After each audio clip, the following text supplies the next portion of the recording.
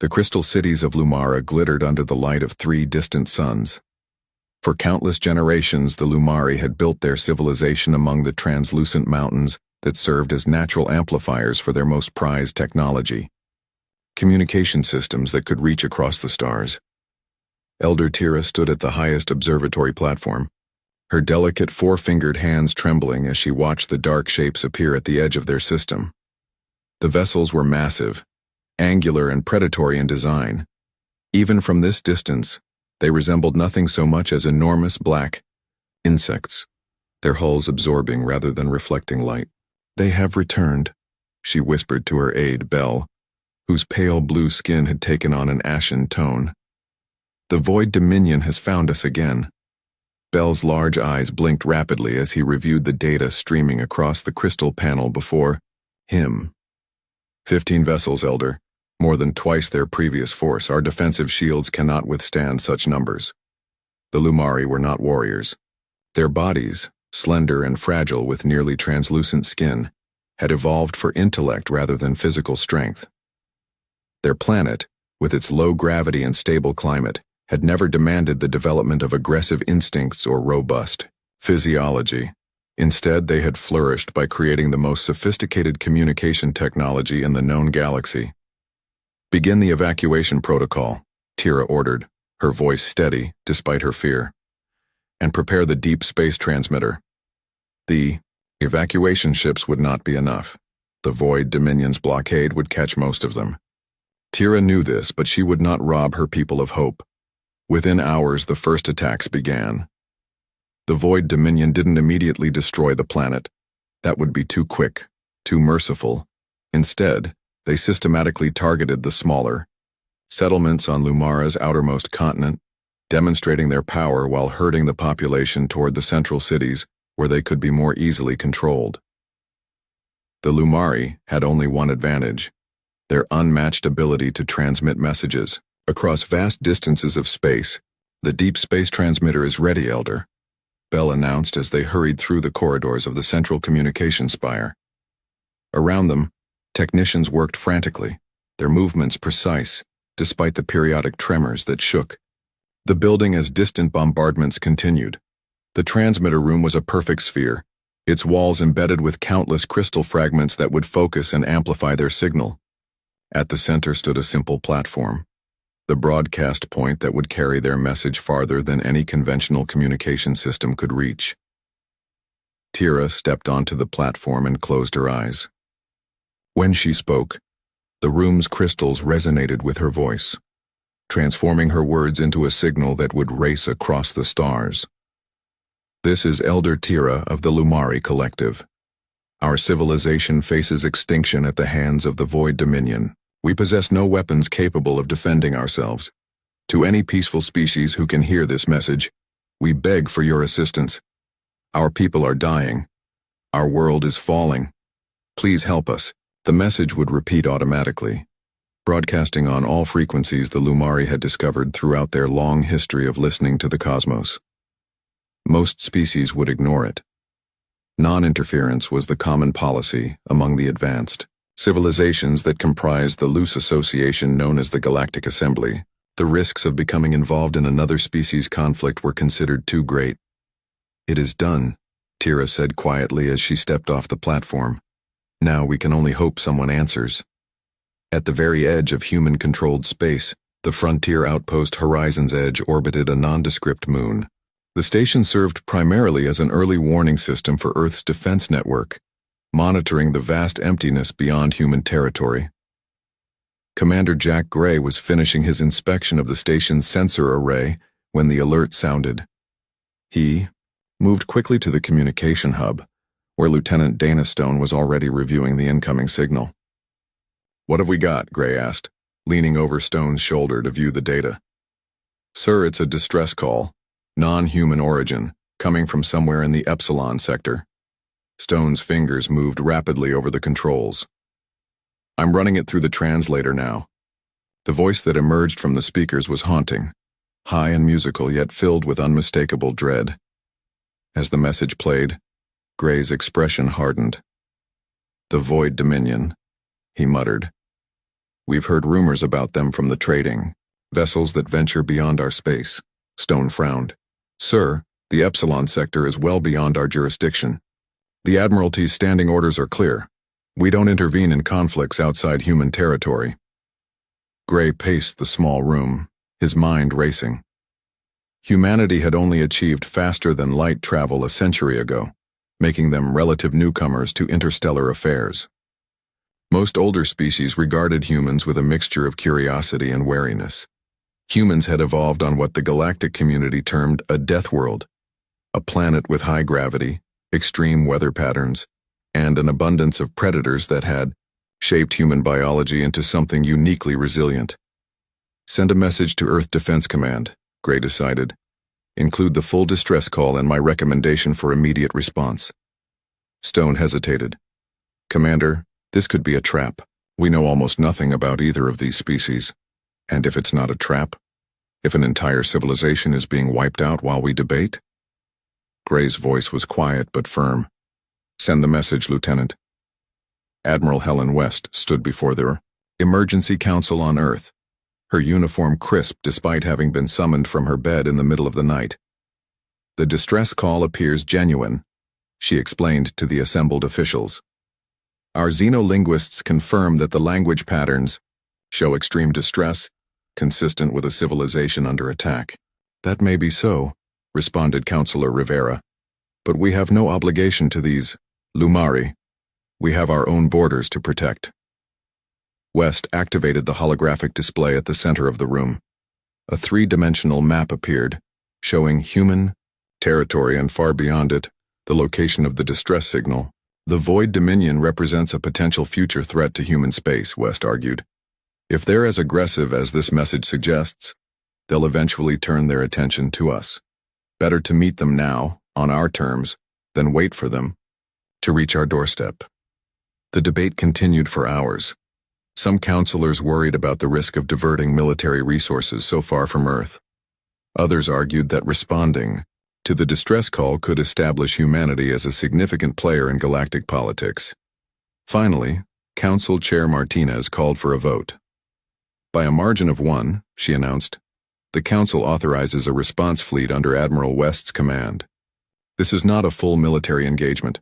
Your primary objective is to establish contact with the Lumari and assess the threat posed by the Void Dominion. You are authorized to defend yourself and the Lumari if attacked, but not to initiate hostilities. West nodded sharply. I'll depart within 12 hours with 7 vessels. As the meeting disbanded, Counselor Rivera approached West privately. This could be the first real test of humanity on the galactic stage, he said quietly. These other species call us Deathworlders behind our backs. They fear what they don't understand about us. Don't prove them right about our aggressive tendencies. West met his gaze steadily. My goal is to save lives, Counselor. But make no mistake, if these Void Dominion forces fire on my ships, they'll learn exactly why Earth is classified as a death world. On the distant planet, Lumara, Elder, Tira watched another settlement fall to the invaders' weapons. The Void Dominion ships now surrounded their world completely, methodically destroying any vessel that attempted to escape. Her people's only hope lay in a message racing through the stars, a desperate plea that most likely would go unanswered. She could not know that at that very moment, 7 human warships were preparing to depart Earth's orbit, their crews unaware that they were about to change the course of galactic history. The flagship Tenacity hummed with activity as Admiral Helen West strode through its central corridor. Crew members snapped to attention as she passed, their movements crisp and efficient. Though officially this was a humanitarian mission, everyone aboard understood the reality. They were heading into potential combat far beyond the borders of human space. Status report, West commanded as she entered the bridge. Captain Marcus Taylor, her second-in-command, turned from the tactical display. All 7 ships report ready, Admiral. The Tenacity, dauntless, resilient, steadfast, relentless, Endurance and Defiant are prepared for departure. West nodded, noting the appropriate naming convention of the fleet. Humanity had learned early in their space exploration that ship names reflected more than tradition. They projected intention. And right now, their intention was clear. Persistence. Against all odds. Communications officer, open a channel to all ships, West ordered. Lieutenant Park's fingers danced across her console. Channel open, Admiral. West took a moment to gather her thoughts. The weight of this mission pressed heavily on her shoulders. It was not just about saving the Lumari. It was humanity's first major intervention in galactic affairs. This is Admiral West to all ships of the response fleet. In 12 minutes, we depart for the Epsilon sector to answer a distress call from the Lumari civilization. Our mission has 3 objectives. Establish contact with the Lumari, assess the threat posed by the Void Dominion, and render assistance as authorized by Council directive. She paused, glancing around at her bridge crew. This mission takes us farther from Earth than any military fleet has ventured before. The journey will be dangerous. Our intelligence on both the Lumari and the Void Dominion is limited.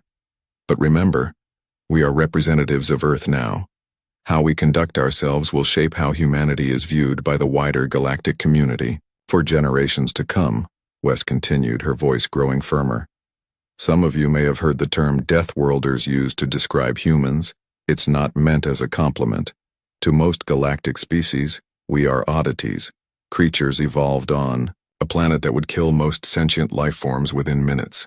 Our bones are too dense, our muscles too strong, our bodies too resilient for the comfort of species that evolved in gentler environments. Several crew members exchanged glances. Most had encountered the term before in their interactions with non-human traders or diplomats, always whispered when they thought humans couldn't hear. Today we will show the galaxy that Deathworlders can be protectors as well as warriors. Prepare for departure. West out. As the communication ended, Captain Taylor approached the Admiral's command chair. The crew is ready, he reported. But there's something you should know. Engineering has concerns about the planned jump sequence. West raised an eyebrow. Explain. Chief Engineer Mills says 7 consecutive faster-than-light jumps without cooldown periods exceed safety protocols. The drive cores weren't designed for that kind of stress. What does Mills recommend? 3 jumps, followed by a 12-hour cooldown, then 4 more jumps. It would add half a day to our arrival time. West tapped her fingers against the armrest of her chair, calculating. And how long until we reach the Lumari system with the original plan? 28 hours, assuming all jumps are successful. And if we follow safety protocols? 40 hours minimum. West's expression hardened. The Lumari may not have 40 hours. Tell Chief Mills to reinforce the drive shields and prepare for 7 consecutive jumps as planned. Taylor hesitated. Admiral, with respect, no other species would attempt this. The risk of drive failure is precisely why we'll succeed where others would fail, West interrupted. Necessity has always driven human innovation, Captain. Our bodies evolved to survive on a planet that tried to kill us at every turn. Our technology follows the same principle, designed to be pushed beyond its limits when survival depends on it. She stood, moving to the large view screen that showed Earth slowly rotating below them. Tell Chief Mills that I understand the risks, but also remind her why our ships are named for persistence rather than caution. 3 hours into their journey, the human fleet had already completed 2 faster-than-light jumps. The process wasn't elegant by galactic standards. Human FTL technology created a localized bubble that allowed a ship to slip between normal space, briefly touching the edge of another dimension, before emerging at the targeted coordinates. Most advanced species used more refined methods that caused less strain on both ships and crew. But humanity's approach had one significant advantage: speed. When pushed to its limits, human FTL technology could cover distances in hours that would take others days. In the engineering section of the Tenacity, Chief Engineer Mills monitored the drive core with growing concern. The massive sphere of energy pulsed with an uneven rhythm, its normal blue glow now tinged with amber warnings. "Status report," she demanded from her team. Lieutenant Reed looked up from his station, his face illuminated by the flashing diagnostic lights. Core temperature exceeds recommended maximum by 27%. Containment field is holding at 83% efficiency. Drive shields showing microfractures in sections 4 through 7. Mills cursed under her breath. Divert. Auxiliary power to the drive shields. Reroute coolant from non-essential systems. That includes life support on decks 3 through 5, another engineer warned. Those decks are primarily cargo storage. The temperature will drop to uncomfortable levels, but it's within human tolerance, Mills decided. Make it happen. As the engineers worked to stabilize the drive, Mills opened a direct channel to the bridge. Admiral, this is engineering. We can make the third jump, but I strongly advise against attempting the fourth without at least a 6-hour cool-down period. Admiral West's voice came through clearly. Understood, Chief. But the Lumari need us now, not tomorrow. What can you do to get us through all 7 jumps? Mills exchanged looks with her team. It was a classic human request. Acknowledge the impossible, then find a way to do it anyway. We could reconfigure the drive shields to channel the excess energy into a secondary buffer, Reed suggested. It's theoretical, but the calculations suggest it could work. Theoretical means untested, Mills reminded him. Reed shrugged. Everything was theoretical before someone tried it. Mills returned to the communication. Admiral, we have an idea. It's never been attempted and violates at least 6 safety protocols. If it works, we keep to the original schedule.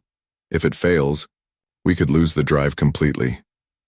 Without hesitation, West replied. Proceed, Chief, keep me informed. On the bridge of the Dauntless, the second ship in the fleet, Dr. Anna Foster prepared her medical team for what was coming. As the fleet's chief medical officer, she understood better than most the physical toll that rapid consecutive jumps would take on the human body. Each jump creates micro-tears in cellular structures, she explained to her staff. Normally, the body repairs these during cool-down periods. Without those periods, the damage will accumulate. What should we expect? Asked a young medic. Nosebleeds, headaches, possibly more serious internal bleeding in some cases, Foster replied matter-of-factly. Prepare stimulant injections for all essential personnel. Prioritize bridge crew, engineering and weapons systems operators. One of her assistants looked troubled. Doctor, these doses exceed safety recommendations. Foster nodded grimly. So, does everything about this mission. Humanity evolved to endure pain when survival requires it. Today it's not just our survival at stake. By the time the fleet prepared for their 5th jump, every crew member felt the effects of the accelerated schedule. On the Tenacity's bridge, Admiral West wiped blood from her nose while reviewing the tactical updates. Captain Taylor's hands trembled slightly as he input coordinates for the next jump. Lieutenant Park's eyes were bloodshot, but her voice remained steady as she maintained communications. None of them complained. None suggested slowing down. In the engineering section, Chief Mills and her team had succeeded in their theoretical modification. The drive core now pulsed with a strange purple energy, functioning well beyond its designed parameters. Final jump. Sequence initiating, announced the Tenacity's navigation officer. Epsilon sector coordinates locked. Jump in 5, 4, 3, 2, 1. The fleet vanished from normal space one final time, pushing themselves and their technology to limits that other galactic species considered reckless at best, suicidal at worst. But that was humanity's greatest strength, and the reason they were called Deathworlders. They did not accept limitations when lives hung in the balance. They were coming for the Lumari, and the Void Dominion was about to learn what that meant. The human fleet emerged from their final jump on the outskirts of the Lumari system, their arrival marked by unusual energy flares as the overtaxed drive cores stabilized. 7 ships, arranged in a defensive formation, their hulls bearing the scars of the dangerous journey. On the bridge of the Tenacity, Admiral West stood shakily, fighting the lingering effects of multiple rapid jumps. Around her, the crew worked through their pain, some discreetly wiping blood from their noses or ears. Tactical assessment, West ordered, her voice hoarse but commanding. The tactical officer, Lieutenant Moore, studied his display with narrowed eyes. 17 large vessels surrounding the 3rd planet, Admiral. Design matches no known configuration in our database. They're positioned in a blockade formation. Life signs on the planet? Extensive. Readings suggest approximately 4 billion. Sentient beings concentrated in several large urban centers. The planet itself appears to be partially crystalline in structure. West nodded. That matches the limited information we have on the Lumari. What about the hostile ships? Energy signatures indicate powerful weapons systems, currently in standby mode. They're conducting periodic bombardments of the planet's surface, primarily targeting smaller settlements and infrastructure. They're taking their time, Captain Taylor observed grimly. This isn't a quick conquest, they're systematically breaking down resistance. West's eyes hardened. Communications. Hail the largest vessel in the blockade. Let's see who we're dealing with. Lieutenant Park worked her console. Channel open, Admiral. West straightened her uniform and stepped forward. This is Admiral Helen West of the Earth Defense Fleet. We are responding to a distress call from the Lumari civilization. State your identity and the purpose of your hostile actions against this planet. The view screen remained blank for several moments. When the response finally came, it was audio only. A deep, rumbling voice that seemed to vibrate with barely contained aggression. This is Lord Krell of the Void Dominion. Your presence is unexpected and unwelcome, human. The affairs of the Lumari are not your concern. Return to your own territory immediately. West's expression didn't change. We're here at the request of the Lumari government. I formally request a cessation of hostilities and the opening of diplomatic channels. A harsh sound came through the speakers, something between a laugh and a growl. Diplomacy? From Deathworlders? Your species is barely space-capable. You have no standing in galactic affairs. This is your final warning to depart. The Void Dominion does not recognize Earth's authority. The communication cut abruptly. West turned to her crew. Opinions? Captain. Taylor frowned. They outnumber us more than 2 to 1, Admiral. And those ships are significantly larger than ours. But they didn't immediately fire on us, Lieutenant Moore pointed out. That suggests either caution or uncertainty about our capabilities. West nodded. Lieutenant Park, open a channel to the planet. Let's speak with the Lumari directly. After several attempts, the view screen flickered to life. The image showed a slender, pale blue humanoid figure with large, iridescent eyes. The being appeared to be in a chamber constructed of the same crystalline material as the planet itself. This is Elder Tira of the Lumari Collective, the figure spoke, her voice melodic but strained. You responded to our call? West stepped forward. Elder Tira, I am Admiral West of Earth.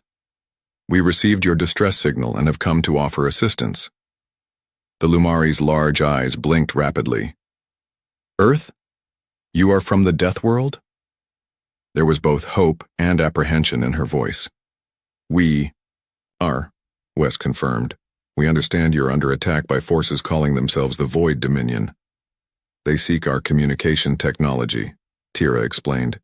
Our ability to transmit across vast distances is valuable. They started by demanding access, then escalated to invasion when we refused. Our people cannot withstand their methods. West's expression softened slightly. Elder Tira, I'd like to send a small team to your location to discuss how we might help. Would that be acceptable? Tira seemed startled by the suggestion. You wish to physically come here? But the Void Dominion blockade, we can manage, West assured her. With your permission, we'll dispatch a shuttle immediately. Yes. We will prepare for your arrival. Tira provided coordinates for a landing facility near the central government complex. As the communication ended, Captain Taylor turned to West. Admiral, breaking through that blockade won't be easy even with a small shuttle. Who said anything about breaking through? West replied with the hint of a smile. Lieutenant Moore, prepare a stealth insertion. The Dauntless carries our newest cloaking technology, doesn't it? Yes, Admiral. Limited duration, but effective. Perfect. Captain Reed will lead the away team. The small shuttle detached from the Dauntless, its experimental cloaking field rendering it nearly invisible against the backdrop of space. Captain James Reed sat at the controls, guiding the craft on a careful trajectory to avoid detection. Stealth. Systems functioning at 93%, reported his co-pilot Lieutenant Wilson. We should remain undetected unless they specifically scan for our engine signature. Reed nodded, his focus on the planet ahead. The crystalline structure of Lumara became more apparent as they approached. Entire mountain ranges seemed to be formed of translucent material that caught and reflected the light of the system's 3 suns. Beautiful, Wilson murmured. And fragile, Reed added grimly as they passed evidence of bombardment. Shattered crystal formations and smoldering impact craters. They entered the atmosphere on a steep trajectory, using the planet's frequent electromagnetic storms to further mask their approach. The landing pad Tira had designated appeared to be intact, situated atop a tall crystal spire in the largest city. As they touched down, Reed checked his sidearm. Standard procedure, though this was supposed to be a diplomatic mission. The 4-person team assembled at the shuttle's exit ramp. Remember, Reed instructed, we're here to gather information and establish formal contact. Observe all diplomatic protocols. The team stepped out onto the landing pad, immediately noticing the difference. In gravity, about 70% of Earth standard.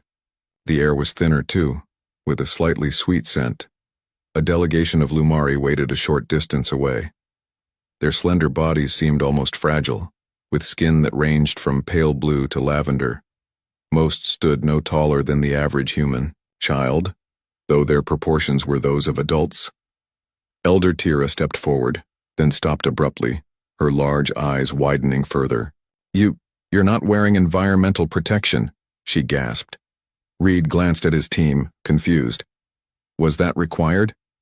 Our scans indicated the atmosphere was compatible with human physiology. A murmur ran through the Lumari delegation. One of them leaned close to Tira, whispering urgently. Forgive our surprise, Tira explained after a moment. Most species cannot tolerate our atmosphere without filtration. The crystal particulates in our air are problematic for many life forms. Reed nodded in understanding. Humans evolved in a much harsher environment. Our respiratory systems are designed to filter a wide range of particulates. The Lumari seemed both impressed and slightly disturbed by this information. Tira gestured toward an entrance at the edge of the landing pad. Please follow me to our council chamber. There is much to discuss. As they walked, Reed noticed how carefully the Lumari moved, each step deliberate, each gesture precise. They seemed to conserve energy instinctively, as if unnecessary movement was wasteful.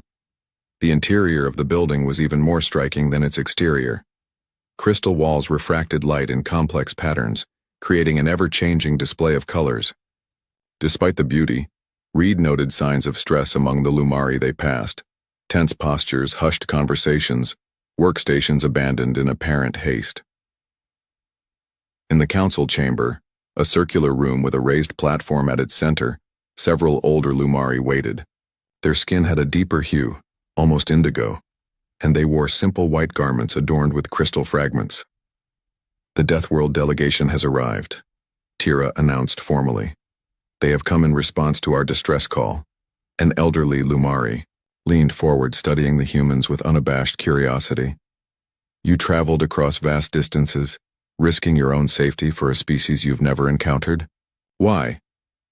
Reed stepped forward. On Earth, we have a principle. When someone calls for help, you answer. It's fundamental to our understanding of civilization. Even when the one calling is a stranger? Another counselor asked. Especially then. Reed replied simply. The exchange was interrupted by a sudden tremor that shook the entire building. Crystal fragments fell from the ceiling as the lighting flickered. Another bombardment, Tira explained, her voice steady despite the danger.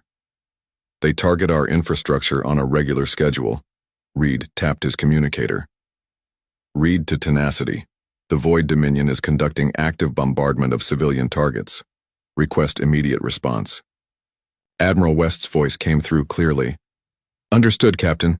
Negotiations with the Void Dominion have failed. We're moving to defensive positions now.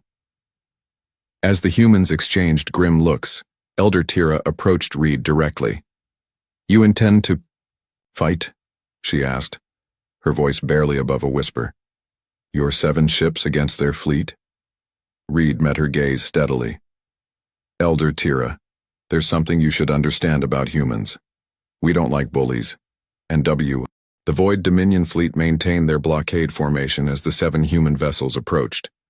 Lord Krell watched from the command center of his flagship, the Eternal Void, his scaled fingers tapping impatiently against the armrest of his chair.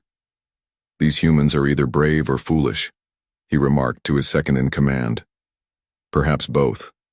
Commander Vex studied the tactical display with narrowed yellow eyes. Their ships are smaller than ours, but our scans detect unusual power, signatures. Their technology appears unrefined but potent. It matters little, Krell dismissed. Our numbers are superior, and our crews have conquered 12 systems.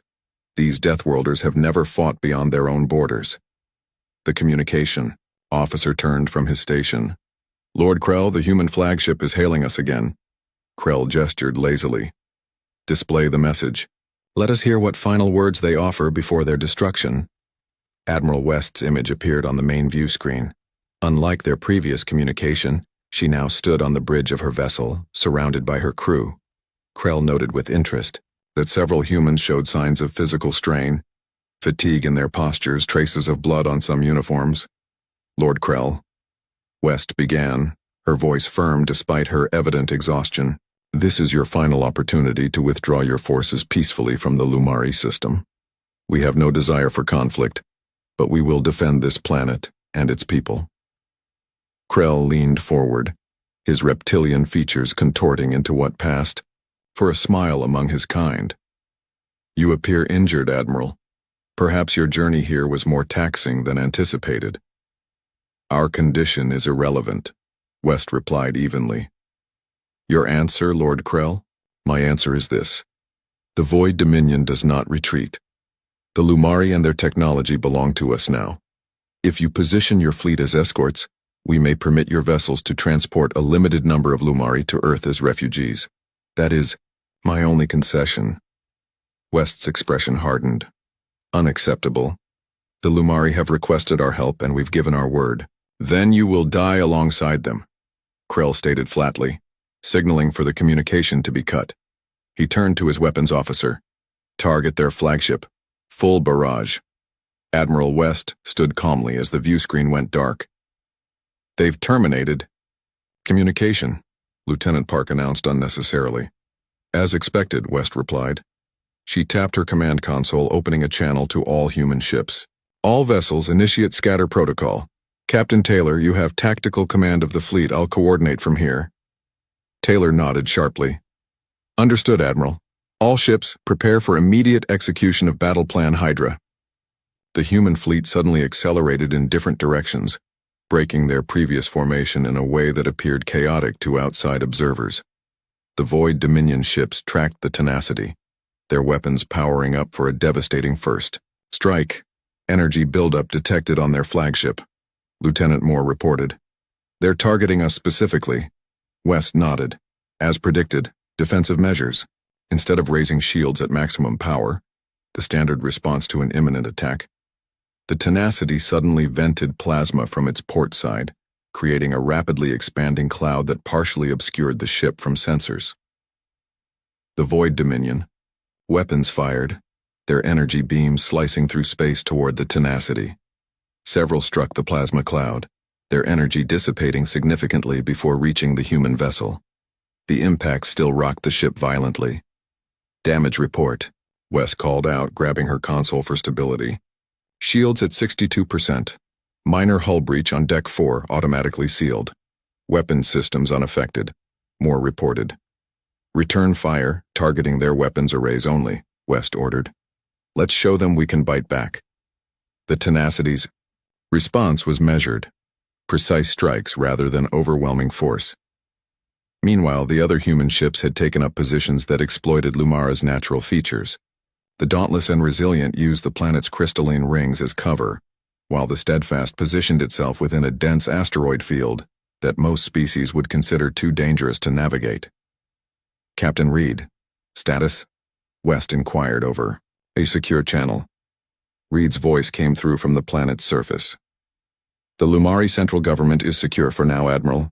Their defensive shields are holding.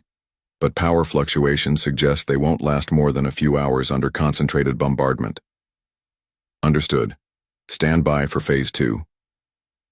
On the bridge of the Dauntless, Captain Lisa Chen guided her ship through the crystalline ring system that encircled Lumara. The fragments ranged from microscopic particles to chunks the size of small moons, all refracting the light from the system's 3 suns in dazzling patterns. The rings are disrupting their targeting systems, her tactical officer reported. But they're adjusting. 3 Void Dominion vessels breaking off to pursue us. Chen smiled slightly. Perfect. Maintain course through the densest sections. Lieutenant Wade, prepare the modified probes. Probes ready, Captain. Deploy at 5-second intervals. Random pattern. A series of small objects ejected from the Dauntless, disappearing among the crystal fragments.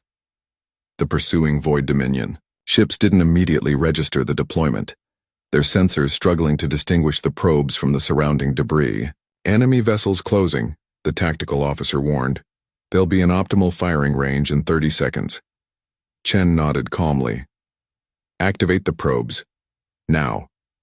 Throughout the ring system, the probes suddenly emitted powerful electromagnetic pulses, exciting the crystalline material around them. The effect cascaded rapidly. Billions of crystal fragments began resonating at the same frequency, creating a wave of energy that washed over the pursuing ships. On the lead Void Dominion vessel, alarms blared as systems failed. Sensor arrays offline, a panicked officer reported to his commander. Navigation compromised. The crystals are somehow interfering with our technology. The massive ships drifted helplessly, unable to maintain their pursuit as the Dauntless emerged from the rings and circled back toward Lumara. Phase 1 complete, Chen reported to the Tenacity. 3 enemy vessels effectively neutralized. In the asteroid field, the Steadfast performed a similar maneuver. Captain Alex Morgan had positioned his ship deep within the tumbling rocks, a location the Void Dominion considered suicidal. They're not following us in, his navigator reported with evident relief. They don't need to, Morgan replied grimly. They're establishing a perimeter around the field. They think they can wait us out or force us into the open. He opened a channel to engineering. Chief, status on the gravitational disruptors? Ready for deployment, Captain. But I should warn you, this is still experimental technology. The effect radius might be larger than calculated. Noted. Deploy disruptors at coordinates Alpha through Delta. 4 specialized devices detached from the Steadfast, maneuvering to precisely plotted positions within the asteroid field. Once in place, they activated simultaneously, generating localized gravitational anomalies that affected the trajectory of hundreds of asteroids. The effect was immediate and dramatic. What had been a relatively stable field of orbiting rocks suddenly became a directional hailstorm. Thousands of asteroids accelerating toward the perimeter established by the Void Dominion ships. They're taking evasive action, the tactical officer reported with satisfaction. But the asteroid density is too high for complete avoidance. On the view screen, Morgan watched as 2 Void Dominion vessels suffered multiple impacts. Their shields flared brilliantly with each hit, gradually weakening under the relentless bombardment. Target their shield generators, Morgan ordered. Let's help those asteroids do their work. The Steadfast emerged from cover just long enough to fire precision shots at the already damaged shield systems of the nearest enemy vessel. The combined assault proved too much. The shields failed catastrophically, leaving the ship vulnerable to the continuing asteroid impacts. 1 enemy vessel disabled, the tactical officer announced. The second is retreating from the field. Morgan nodded. Phase 1 complete, 2 more vessels neutralized. On the planet's surface, Captain Reed led his team through the crystal corridors of the Lumari government complex. Beside him, Elder Tira moved with surprising speed for her fragile appearance. Your fleet fights with unusual tactics, she observed. As they hurried toward the central communication spire, Reed smiled slightly. Humans adapt to use whatever advantages we can find. Your planet's unique features give us opportunities that the Void Dominion doesn't expect us to exploit. They reached a security door that Tira quickly unlocked, revealing a room filled with crystal technology unlike anything Reed had seen before. At the center stood a platform similar to the one used to broadcast the original distress call. "This is our primary transmission array," Tira explained. "It can be modified to affect the communication systems of the Void Dominion fleet." Reed tapped his communicator. "Read to Tenacity. We've reached the objective. Ready to initiate Phase 2. Admiral West's voice came through clearly. "Proceed, Captain. We've neutralized 5 of their vessels. Lord Krell is already showing signs of frustration. His attacks are becoming less coordinated." Reed turned to Tira. "We need to disrupt their command structure. Can your technology isolate their flagship's communication systems from the rest of their fleet?" Tira's large eyes blinked rapidly, a gesture Reed had come to recognize as indication of intent. On the crystalline planet of Lumara, Captain Reed watched as Elder Tira made the final adjustments to the planet's communication array. Her 4-fingered hands moved with remarkable precision across controls that seemed to respond as much to her thoughts as to her touch. "It is ready," she announced, stepping back from the platform. "Once activated, this will create a targeted disruption. Their ships will be unable to communicate with each other for approximately 12 minutes. Reed nodded and opened his communication channel. "Read to Tenacity. Phase 2 is prepared for activation." Admiral West's voice came through clearly despite the increasing interference. "Initiate on my mark. All ships are in position for Phase 3. In orbit above Lumara, the human fleet had formed what appeared to be a standard defensive formation, a move that Lord Krell interpreted as desperation. His remaining 12 vessels moved steadily forward, weapons charged and targeting systems locked on the human ships. "They protect the planet with their own vessels," Krell observed with amusement. "A noble but futile gesture. Admiral West, the enemy fleet is in optimal position," Lieutenant Moore reported on the Tenacity's bridge. "All 12 remaining vessels are within the disruption field's projected range." West stood at the center of her bridge, her posture straight despite the fatigue evident in her eyes. "Captain Reed, activate Phase 2 now. All ships, prepare to execute Phase 3 immediately after disruption is confirmed." On Lumara's surface, Tira stepped onto the central platform. Unlike the distress call that had brought the humans to their aid, this broadcast would not carry words, but rather a precisely calibrated energy pattern designed to interfere with the Void Dominion's communication systems. Tira closed her large eyes, and the chamber filled with a high-pitched sound that made the humans wince despite their resilience. The crystal walls around them began to glow with increasing intensity, channeling the energy of the broadcast. In space, the effect was immediate, but invisible. The Void Dominion ships suddenly lost contact with each other, their carefully coordinated attack falling into disarray. "Communication systems are non-responsive," reported Krell's communications officer, panic evident in his voice. "We cannot transmit orders to the fleet," Krell snarled in frustration. "Use visual signals, maintain the attack pattern." But it was too late for such measures. The moment the disruption began, the human fleet exploded into action, but not in the way anyone expected. Instead of maintaining their defensive position, the 7 ships accelerated directly toward the Void Dominion fleet at speeds that seemed reckless even by human standards. "All ships, execute hammer and anvil," West commanded. "Target designated weak points only. Make every shot count." The human vessels divided into 2 groups. The Tenacity, Dauntless, and Steadfast drove straight at the center of the enemy formation, while the Relentless, Defiant, Resilient, and Endurance curved around to attack from behind.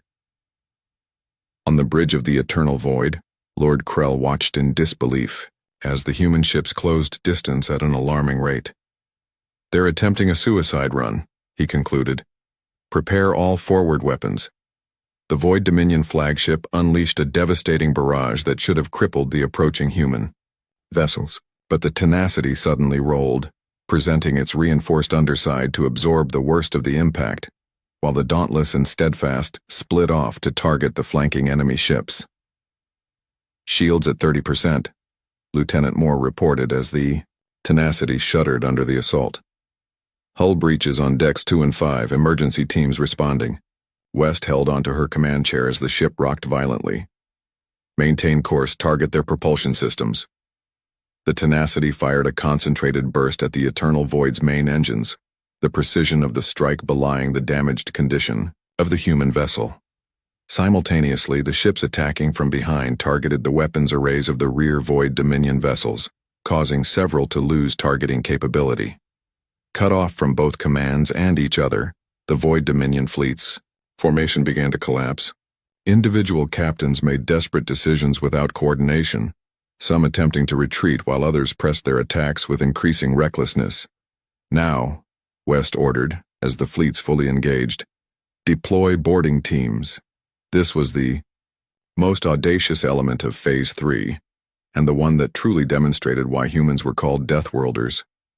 From 5 of the human ships, small assault craft launched, each carrying teams of heavily armed soldiers.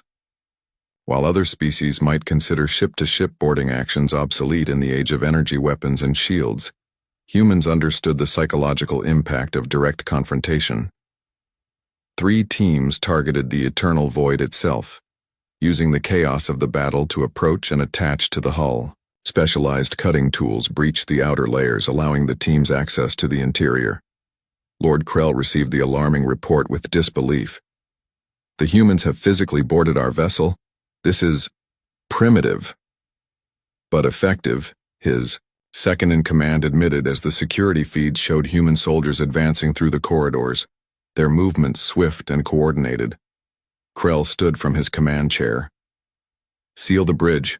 Deploy all security forces to intercept them. On." Lumara's surface, Captain Reed and his team protected the communications spire as Tira maintained the disruption field. Outside, Void Dominion ground forces that had landed during the initial phases of the invasion were attempting to breach the building's defenses. "The main entrance is secure," reported Lieutenant Wilson, "but they're trying to cut through the eastern wall. Estimated breakthrough in 3 minutes. Reed checked his tactical display. Phase 3 was proceeding in space, but his team needed to hold this position until the battle was decided. "We need to reinforce the eastern section," he decided. "Wilson, take 2 people and set up a defensive position. We only need to hold for a few more minutes." As Wilson departed, Elder Tira approached Reed. Despite the dire situation, she maintained a remarkable calm. "Your people fight with extraordinary determination," she observed. "Even when injured, you continue." Reed nodded, wincing slightly as he adjusted his position. During the last bombardment, a falling crystal shard had embedded itself in his shoulder, but he had simply broken off the protruding end and continued his duties. "Humans evolved on a world where giving up meant death," he explained simply. "It's not just physical resilience, it's a mental state. We don't accept defeat as long as we can still fight." A sudden explosion shook the building, and Reed's tactical display showed that the eastern wall had been breached sooner than expected. "Stay here," he instructed Tira. "Maintain the disruption field at all costs." Reed moved quickly to join the defense, ignoring the pain in his shoulder. As he reached the eastern corridor, he found Wilson and the 2 other team members already engaged with Void Dominion soldiers who had entered the building. The aliens were larger than humans, their bodies covered in gray scales, with multiple arms that wielded advanced energy weapons. They moved forward in a tight formation, clearly trained for urban combat. Wilson had positioned his people behind crystal pillars that provided some cover, but the energy weapons were gradually eroding their protection. Reed assessed the situation immediately. "Targeted fire on their lead soldier," he ordered. 3-second bursts, alternating shooters. The humans executed the tactic perfectly, forcing the Void Dominion soldiers to adjust their formation. In that moment of disruption, Reed threw a flashbang grenade that exploded with blinding light and deafening sound. While most species would be temporarily incapacitated by such a device, the Void Dominion soldiers recovered quickly, but not quickly enough. The humans had already closed half the distance, using the momentary advantage to change positions. What followed was a display of what made humans truly dangerous in combat. Despite being outnumbered and facing physically superior opponents with better weapons, the humans used their environment, coordination, and sheer determination to hold their ground. Reed took a glancing hit from an energy weapon that burned through, His uniform seared the skin beneath, but he didn't falter. Wilson suffered a more serious injury when a Void Dominion soldier got close enough to strike him with one of its forearms, fracturing several ribs. Still, he maintained his position, switching to his sidearm when his primary weapon was damaged. For the Void Dominion soldiers, it was a disturbing revelation. They had conquered species that were technologically advanced, numerically superior, and even physically stronger. But they had never faced opponents who simply refused to acknowledge when they should be defeated. In orbit, the battle had reached its climax. 5 more Void Dominion vessels had been disabled or severely damaged, primarily through the shocking effectiveness of the human boarding parties who targeted critical systems from within. On the Eternal Void, Lord Krell found himself in a situation he had never anticipated, defending his own command center from direct assault. 3 humans had fought their way to the bridge, leaving a trail of injured security forces behind them. When they finally breached the bridge doors, Krell was waiting with his elite guards. The humans were bloodied, one limping badly, and another with an obvious arm injury, yet they entered with weapons raised and expressions that showed no fear. "Surrender your vessel," the lead human demanded, her voice steady despite. The stars shone like tiny diamonds against the black canvas of space. Captain Trell stood on the bridge of the Harmonious Unity, his 6 eyes slowly blinking as he watched the view screen. The ship moved silently through the void, on a routine patrol along the outer edges of Galactic Council space. Trell was bored. After 20 cycles as a Council peacekeeper, these patrols had become predictable. His blue skin had begun to fade to a lighter shade, a sign of aging in his species. He flexed his forearms and adjusted his uniform. "Captain," called Nima from her station. Her voice broke the quiet hum of the bridge. "I'm picking up a signal." Trell turned to his first officer. Nima was much younger, her green skin still bright, her antennae always alert. "What kind of signal?" he asked, not expecting anything interesting. Nima's fingers, 6 on each hand, moved quickly over her control panel. "It's coming from Sector 873, unexplored space." Now Trell was slightly more interested. "Probably just background noise from a dying star." "No, Captain." Nima's antennae quivered with excitement. "It repeats in a pattern. Look." She sent the signal to the main view screen. Trell watched as a series of pulses appeared, then repeated. The same pattern, over and over. "It could be a newly developed species discovering radio," Trell said. "This happens sometimes. Young civilizations often sent out signals into space, not knowing who might be listening. Mark it in the records. We'll check back in 100 years when they're ready for contact." The Galactic Council had strict rules about first contact. Species had to reach a certain level of development before they were welcomed into the galactic community. It was safer that way for everyone. "Wait," Nima said, her voice rising slightly. "This isn't just a broadcast. It's directed.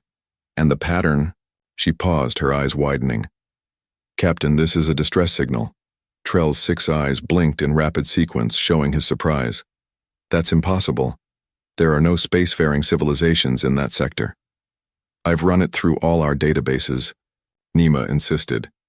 "It matches the Universal Distress Code. Someone out there is calling for help." The bridge fell silent. Everyone knew what this meant. Council law was clear. All distress signals must be answered, no matter where they came from. Trell sighed deeply. "How far?" 3 days at normal speed," Nima replied. 8 hours if we use the faster-than-light drive. Using the FTL drive would mean filing extra reports and explaining the fuel use to council administrators. Trell hated paperwork more than he hated boredom. "Set course for the signal's origin," he ordered. "FTL speed." The ship hummed as its powerful engines shifted from standard propulsion to the faster-than-light drive. The stars on the view screen blurred into streaks of light. During the 8-hour journey, Trell called his senior officers to the meeting room. The ship's scientist, Dr. Kevo, a tall, thin being with transparent skin that showed his purple organs, gave his report first. "The signal is simple but clearly artificial," Kevo explained. "It repeats the prime number sequence, then switches to the universal distress code. Whoever sent this knows enough about space communication to be deliberately seeking help. Could it be a trap? Asked Security Chief Dorn. His rocky skin cracked slightly as he crossed his arms. Dorn's species was naturally suspicious, which made him good at his job. Possible, Trell admitted, but unlikely. Pirates rarely operate this far from established trade routes. There's nothing to steal out here. Navigator Paul, whose round body floated above his chair, raised a tentacle. Captain, I've been studying the star charts. This sector contains a yellow star with several planets. One of them sits in what could be a habitable zone. An undiscovered civilization? Nima asked, her antennae twitching with interest. Or visitors? Who found trouble? Trell said. Either way, we'll find out soon. When they dropped out of FTL speed, the Harmonious Unity entered a system with a medium-sized yellow star. As Paul had reported, several planets orbited the star.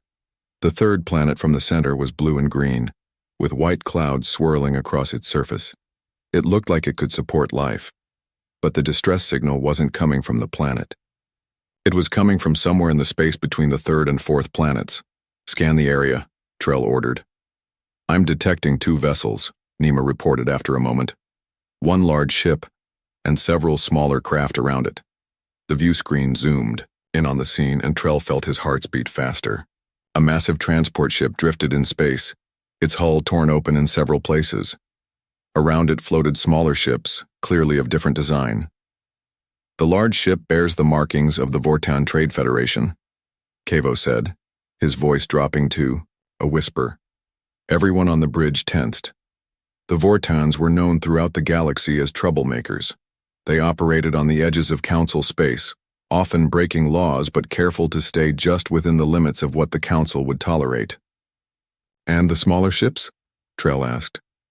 Unknown design, Nima said. They appear to be armed, but many show damage. I'm detecting life signs on both the Vortan vessel and one of the smaller ships. Pirates? Dorn suggested. Maybe, Trell said, but something didn't feel right. Scan the Vortan ship. What was it carrying? After a few moments, Kivo looked up from his scanner, his transparent face showing shock. Life forms, Captain. The cargo holds were designed to hold living beings.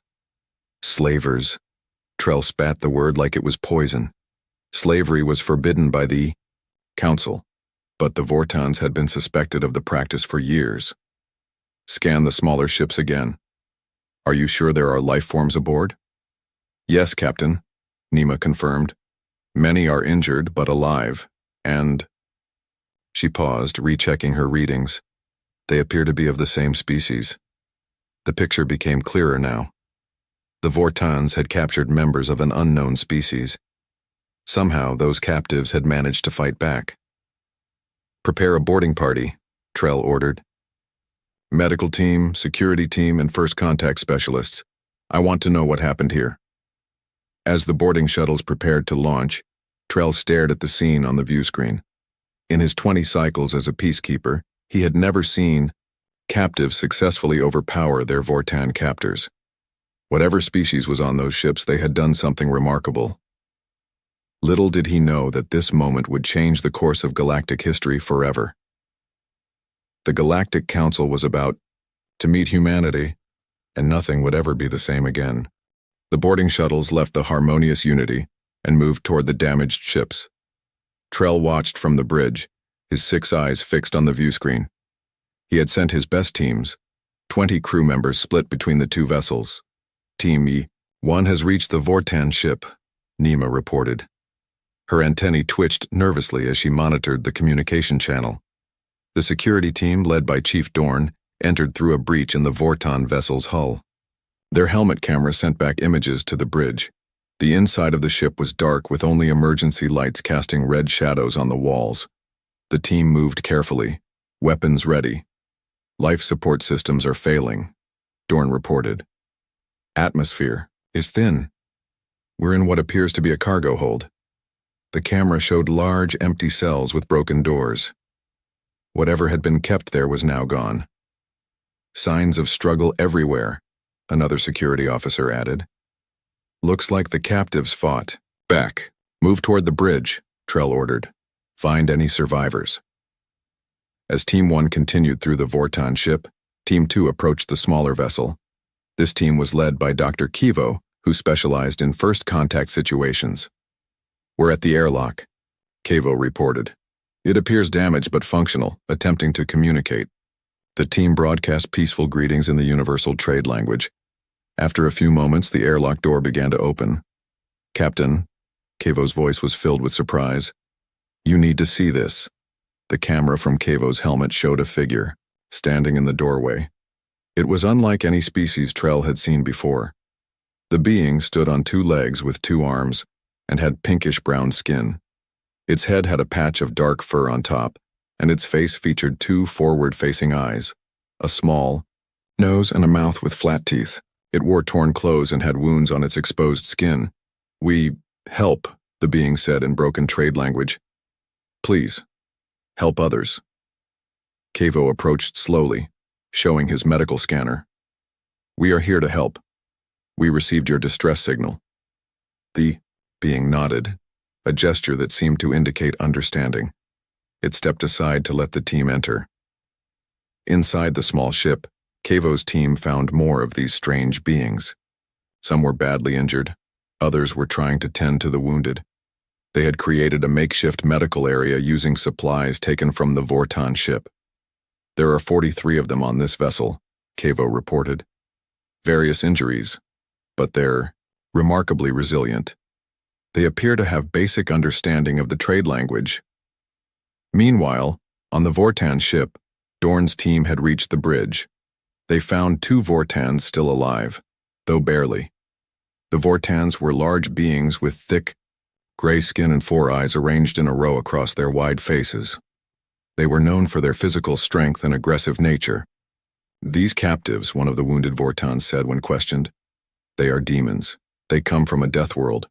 We should have never gone there." "Where did you take them from?" Dorn asked. "A blue planet, third from its star. We thought they would be easy to harvest. Primitive technology, but their bodies—" The Vortan coughed, green blood bubbling from his mouth. "Their bodies are weapons, strong, fast, adaptable, and they never stopped fighting."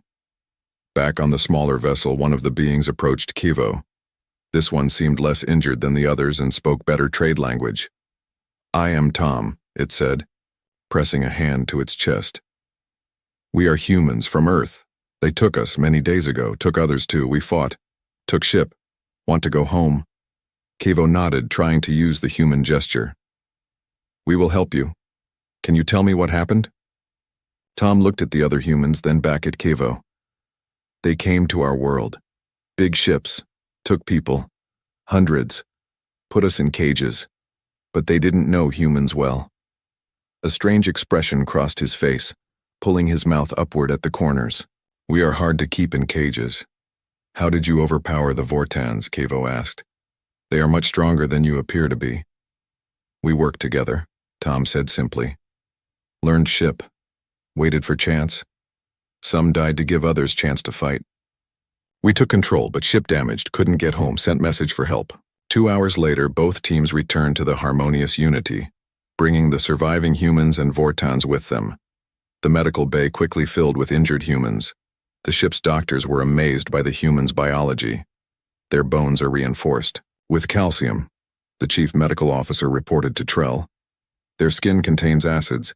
They breathe oxygen, one of the most corrosive elements in the universe, and their bodies can repair damage at an impressive rate." "Are they dangerous?" Trell asked. "Any species can be dangerous, Captain," the doctor replied. "But these humans show remarkable restraint. They could have killed all the Vortans, but they didn't. They disabled them instead." Trell considered this information. Council protocols were clear about new species, especially those from unexplored sectors. They should be studied carefully before any official contact. But it was too late for that now. The Vortans had already broken that rule by attacking Earth. Trell went to the medical bay to see the humans for himself. They were being treated, fed, and given clean clothes. They looked at the alien technology around them with curiosity rather than fear. Tom, who seemed to be their unofficial leader, approached Trell. He was shorter than the 4-armed captain but stood straight and looked directly at him. Thank you. For helping, Tom said. We want to go home. Our people will worry. How many were taken from your world? Trell asked. Hundreds, Tom repeated. On different ships. We must find them. Trell felt a weight settle on his shoulders. This was no longer a simple rescue mission. The Vortans had committed serious crimes against an undiscovered species. The Council would need to be informed. Decisions would have to be made about how to proceed. We will help you, Trell promised. But first, we need to learn more about your world. About humans. Tom nodded. We will tell you. But you should know. Vortan said they would return to Earth. With more ships, our people are in danger. And with those words, Trell understood that the galaxy had changed forever. The humans had entered the galactic stage not as welcome newcomers but as warriors who had fought their way free. If the Vortans returned to Earth with a war fleet, what would these resourceful, adaptable beings do? The thought made all six of his eyes blink rapidly in concern. The harmonious Unity traveled at full speed toward Proxima Centauri Station, the nearest major galactic council facility. Captain Trell had sent an urgent message ahead, explaining the situation. This was not a normal rescue mission anymore. This was a first contact with serious political implications. In the ship's meeting room, Trell sat with his senior officers and Tom, who had been chosen to represent the humans. The other 42 humans were recovering in the medical bay and guest quarters. Your world, Trell began. Tell us about it. Tom looked at the aliens around the table. They were so different from humans with their extra limbs, unusual skin colors, and strange features. Yet they had saved the humans without hesitation when they received the distress call. Earth is varied, Tom said, searching for simple words in the trade language he was quickly learning. Oceans and land, hot places and cold places, deserts and forests, many animals and plants. And your people? Asked Nima. How many humans live on Earth? About 8 billion, Tom answered. The aliens exchanged looks of surprise. 8 billion? Kivo repeated. On one planet? Tom nodded. Is that unusual? Most civilized worlds have population controls, Trell explained. 1 or 2 billion is typical. More than that puts too much strain on resources. Earth has problems, Tom admitted, but we manage, we adapt. The Vortans called your world a death world, Dorn said. What did they mean? Tom's face showed confusion. Earth is our home. It's normal to us. Dr. Kivo brought up a display showing human biological readings.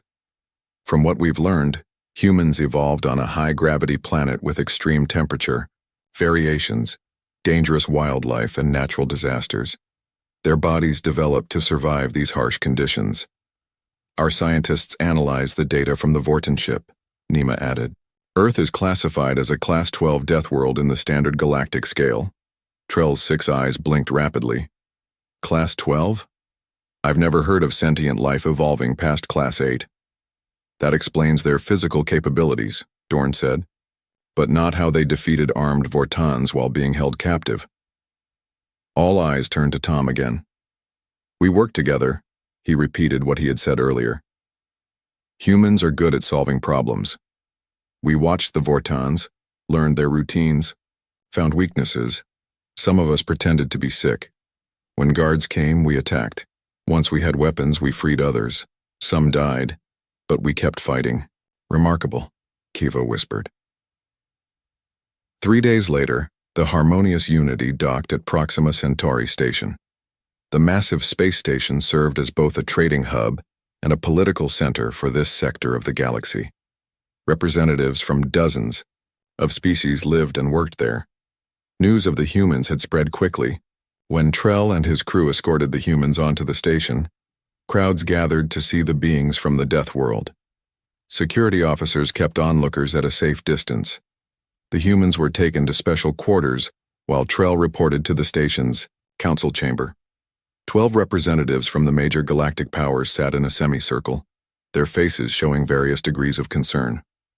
Captain Trell, the head counselor, a tall being with glowing skin, spoke. Your report about these humans is most disturbing. The Vortons committed a serious violation by contacting an undeveloped world. But now we must decide how to proceed. Trell stood at attention. The humans asked to be returned to their home planet. They are concerned about their people and possible Vortan retaliation. That is out of the question, said Representative Lox, a small, floating creature with multiple eyes. We cannot allow these Deathworlders free access to council space. Their biology alone makes them dangerous. They breathe oxygen. Their bones contain calcium. Their skin produces acids. With respect, Trell countered, they have shown no aggression toward us. They only fought back against their captors, which any species would do. The issue is not just their potential for violence, said Representative Zoll, whose body consisted of connected crystal segments. It's the fact that an uncontacted world now knows about galactic society because of the Vorton's actions. The normal protocols for first contact have been completely bypassed. The debate continued for hours. Some representatives feared the humans and wanted them kept away from other species. Others were curious and saw potential benefits in establishing relations with Earth. Meanwhile, the humans were exploring their quarters on the station. Though they were treated well, guards stood at all exits. They were not prisoners, but they were not free to move about the station either. Tom sat with several other humans, discussing their situation. Among them was Anna, a scientist who had been captured while doing research in a remote forest. They're afraid of us, Anna said. I can see it in the way they look at us, the way they keep their distance. We just want to go home, another human named Miguel said. Why won't they let us? Politics, Tom replied. They didn't expect to meet us yet. Now they don't know what to do with us. What if the Vortons really do attack Earth? Anna asked. Our people have no idea what's out here. They won't be prepared. The humans fell silent, thinking about their home so far away. Back in the council chamber, the debate had reached a critical point. The Vortan Trade Federation has already filed a formal complaint, an aide reported. They claim the humans stole their property and killed their crew. They demand compensation. Property? Trell's voice rose in anger. They were kidnapping sentient beings. The Vortans claim they didn't know humans were sentient. The aide continued. They say their initial scans showed only primitive technology. That's a lie, Trell said. The humans have global communication networks, artificial satellites, and nuclear technology. The Vortans knew exactly what they were doing. The head counselor raised a hand for silence.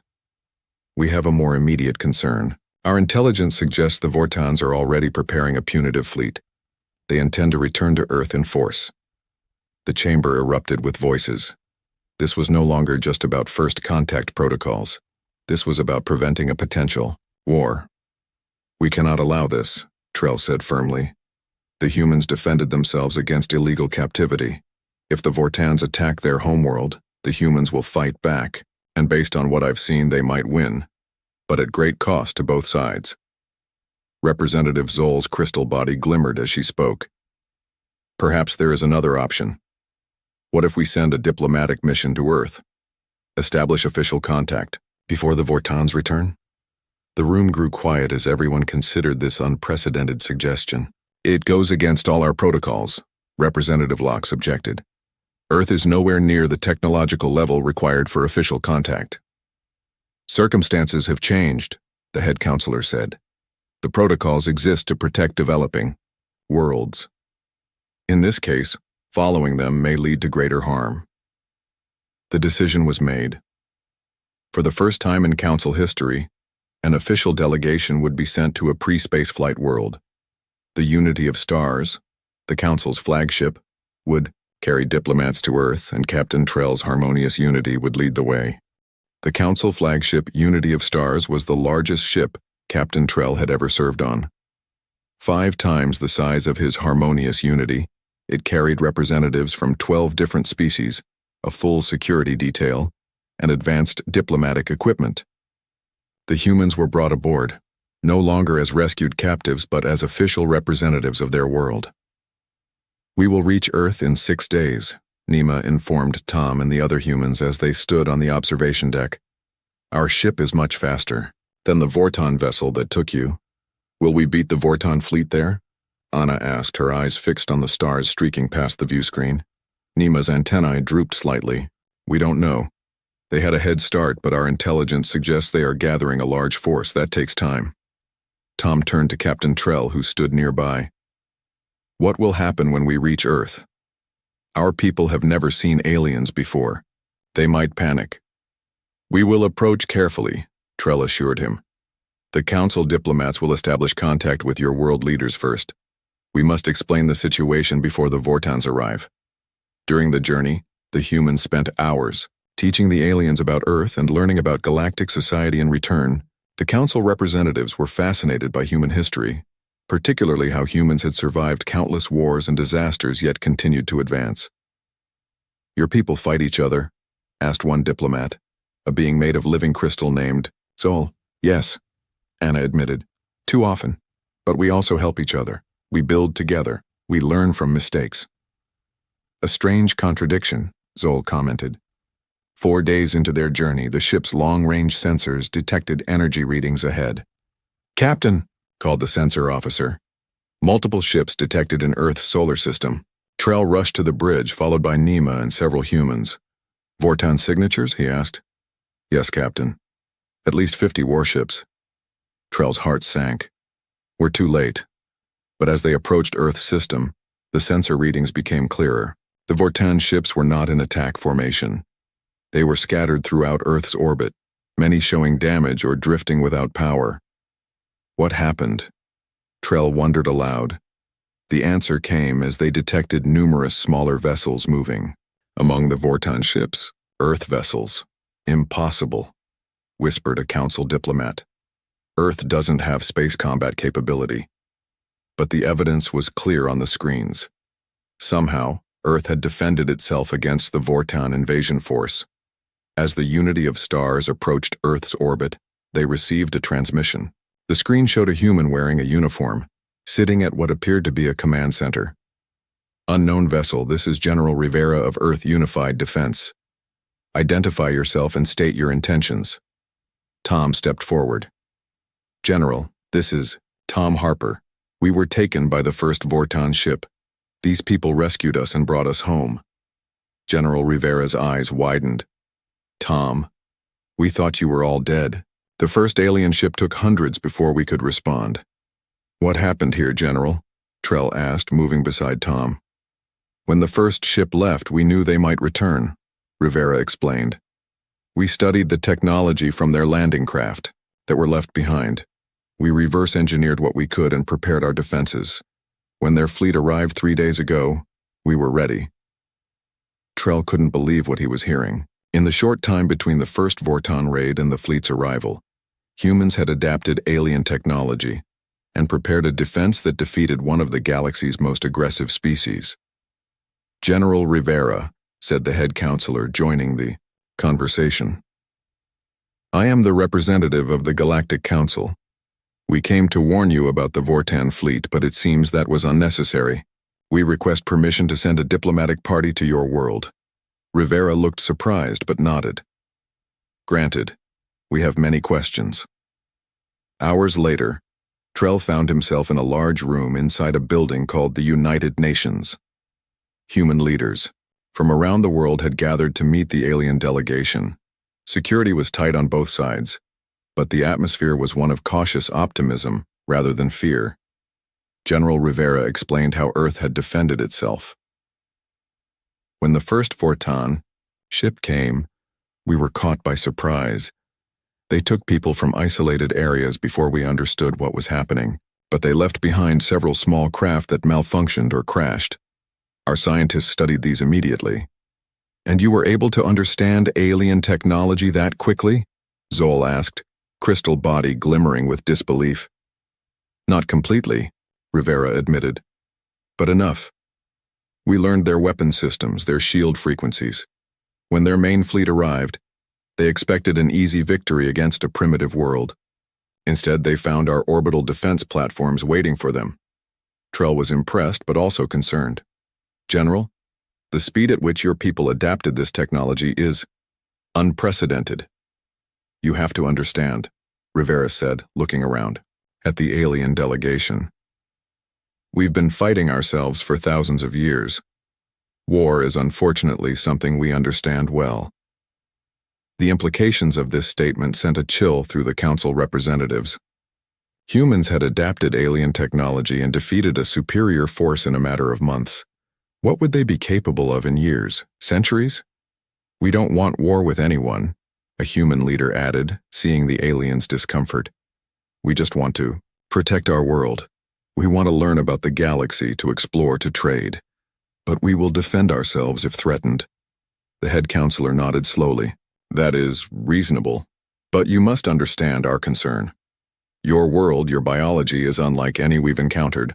Your adaptability is remarkable but also potentially dangerous. To whom? Asked Rivera. To those who would attack us. Yes, to those who come in peace? He gestured to the room around them. Look at us now, talking instead of fighting. That's what we prefer. As the diplomatic meetings continued, Trell stood at a window, looking out at the blue sky of Earth. This world was indeed harsh by galactic standards. Higher gravity, extreme temperature variations, corrosive atmosphere, yet it had produced a species that not only survived, but thrived under these conditions. And now that species knew about the wider galaxy, they had defeated a Vortan fleet using adapted technology. They were learning, adapting, preparing. The galaxy would never be the same again. Nima joined him at the window. What are you thinking, Captain? I'm thinking, Trell said slowly, that we just witnessed the birth of a new galactic power, and I'm not sure if the rest of the galaxy is ready for the Deathworlders. 1 year had passed since the day the unity of stars arrived at Earth. The blue-green planet had changed in ways no one could have predicted. Ships from across the galaxy now orbited Earth, bringing traders, diplomats, and curious visitors. On the surface, new buildings with alien architecture stood alongside human structures. Captain Trell, now Admiral Trell, stood at the window of the newly built Galactic Council embassy in a city called Geneva. Beside him stood Nima, still his trusted advisor even after his promotion. It's remarkable how quickly they've adapted, Nima said, watching humans and aliens walking together on the streets below. Too quickly, some would say, Trell replied. His blue skin had faded a bit more with age and stress. The council is still divided on the Earth question. Today was an important day. After months of negotiations, Earth was finally being granted observer status in the Galactic Council. It was an unprecedented move. Normally, a species had to achieve independent faster-than-light travel before being considered for even observer status. But humans, as everyone had learned, were different. In the Grand Council chamber built specifically for this occasion, representatives from 200 galactic species gathered. The Earth delegation entered, led by Ambassador Rivera, the same general who had defended Earth against the Vortan fleet. Though small compared to many of the exotic beings present, the humans walked with confidence. We recognize that we are different, Ambassador Rivera addressed the assembly. We come from a world that shaped us to be strong, adaptable, and yes, sometimes aggressive, but those same traits make us excellent problem solvers, explorers, and allies. The council was divided. Many members still saw humans as dangerous and unpredictable. Others recognized their potential. But all agreed on one thing. The galaxy had changed. Humans were now part of the galactic community for better or worse. To demonstrate their commitment to peace, humans had agreed to certain restrictions. They would not build warships above a certain size. They would share their technological developments with the council, and they would help bring to justice the remaining Vortan slavers who had escaped after the failed invasion. A wise compromise, Trell said to Nima as they listened to the final terms being read. Do you think they'll honor it? Nima asked quietly. I believe they will, Trell replied, as long as no one threatens them again. 6 months after Earth gained observer status, a new threat emerged from the outer rim of the galaxy. The Crawl, hive, a violent species that consumed everything in its path, began encroaching on Council space. 3 border worlds fell before the Council could respond. Traditional defense strategies failed against the Krall's unpredictable attack patterns. In an emergency session, the Council debated what to do. The Krall behaved unlike any enemy they had faced before, adapting to each defense tactic faster than expected. "May I offer a suggestion?" Ambassador Rivera asked, standing from Earth's observer seat. Some representatives grumbled. Earth had no voting rights yet, only observational status. "We will hear Earth's perspective," the head counselor decided. Rivera introduced a human tactical team led by Anna, the scientist who had been among those rescued by Trell's crew over a year ago. Using holographic displays, they presented a defense strategy unlike anything the Council had seen before. "The Krall adapt quickly, but they follow patterns," Anna explained. "We've analyzed their movements. They think they're being random, but there's underlying logic. If we position our defense fleets here, here, and here," she pointed to seemingly random points on the galactic map, "we can anticipate their next targets and be waiting for them." "How can you be so sure?" asked a skeptical representative.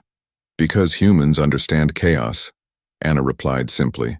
"Our history is full of it, but we've learned to find patterns in seemingly random events. Trust us on this." With reluctance, the HFY Council approved the human plan. 1 month later, when the Krall fleet arrived at what they thought was an undefended world, they found the combined Council forces waiting for them. The battle was short, but decisive. The Krall retreated, suffering their first major defeat. The human tactical team was celebrated across Council space. Other species began seeking human advisors for their own defense forces. Earth's status in the galactic community rose rapidly.